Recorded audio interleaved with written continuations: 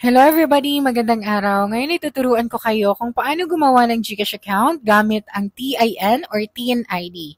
So, ang una natin gagawin ay buksan ang ating GCash application at i-type ang ating mobile number. Pagkatapos niyan ay click mo lang ang new account option. So, dito ay ilalagay natin ang mga importanteng impormasyon katulad ng ating birthday. Okay, at i-confirm mo lang kung Filipino citizen ka ba.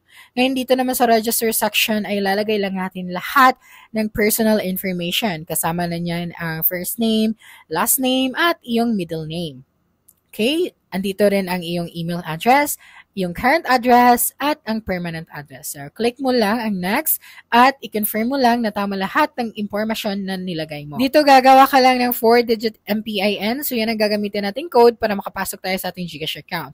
Ngayon, i-click mo lang ang Verify Now at dito makikita natin ang halimbawa kung paano ang tamang pag-picture ng ating TIN ID. Okay, so click mo lang ang Verify Now dito sa step 1 ay ilalagay lang natin ang ating birthday or i-confirm natin dito ang ating personal information.